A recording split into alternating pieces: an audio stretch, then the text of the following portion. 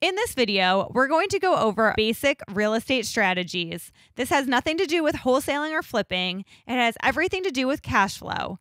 Buying a rental property, sticking a tenant in there, letting it cash flow, and owning it outright in 10 to 15 years. Everybody aspires to have this, but the question really is, where do you start? And I think that's where a lot of people get confused because they have all this ambition and they do all this research, but they're not doing the basics that they need to put themselves in the position to be able to buy this cash flowing property.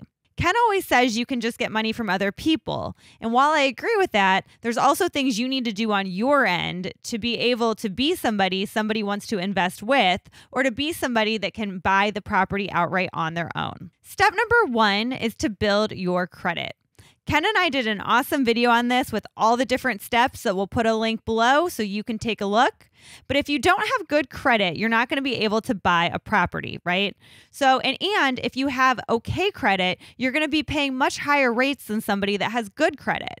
So the first place to start is working on your credit score. People always want to bypass this because it's boring, but it's needed, and it is step number 1. Watch that video and do what it says to improve your credit score today. You want it at least at a 730 to get the best rate. That lower interest rate is going to make your property cash flow better for you. So it's extremely important if you want to be successful in real estate to have a very good credit score. Step number 2, save your money. Now, this may seem basic. Like, of course, Danille, you need money to buy a house. I can't tell you how many times that we get messages asking, hey, Danille and Ken, if I don't have any money, how do I buy a house? Well, the truth is, if you don't have any money, you cannot buy a house. And the reason is even if you're going to try and get investors, you have to pitch in. You can't be like, yeah, I have $0, no job, no money, but please invest with me. I found a great investment property. You need to have your stuff together. You need to have a job and you need to have money. Typically, you're going to need between 3 and 20% down on a house in order to actually be able to buy it. So make sure you're working really hard in order to save that money. Real estate is not an easy thing to get into. It's an awesome thing to get into, but you need to be able to put the work up on the front end, like building your credit and saving your money, in order to have success in the long run. Step number 3. Proof of income. Just because you started a business and had a really good month for a couple months and saved enough money to buy a rental property doesn't mean that the bank is going to give you a loan. You have to have consistent money coming in so they can see that you are a person that can continue to pay the loan. Typically, this is about a 1 year of tax returns for an employee and about 2 years for somebody that owns their own business.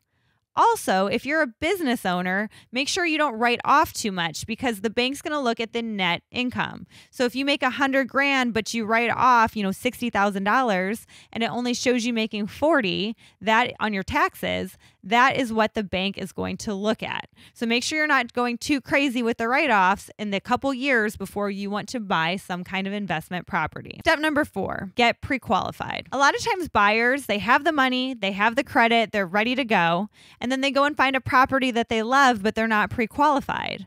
Well, no seller wants to deal with a buyer that's not pre-qualified when there's other buyers in the pool that are. That's because the seller doesn't know that you're going to be able to get a loan. So make sure you go to the bank and you get pre-qualified. You do this by them looking at your credit score, your W-2s, and the kind of money you have in your bank account, and they will pre-qualify you for a loan and how much of a loan you can take. That way you too have your budget when you're out shopping for real estate. You'll know the amount of money that you can spend up to. Step 5, now that you're pre-qualified, you have great credit, you have the money, and you have the job security, it's time to go buy a property. The number 1 thing you want to look for is cash flowing properties. Don't even waste your time if it is not a cash flowing property. The only way it makes sense to invest is if the deal cash flows.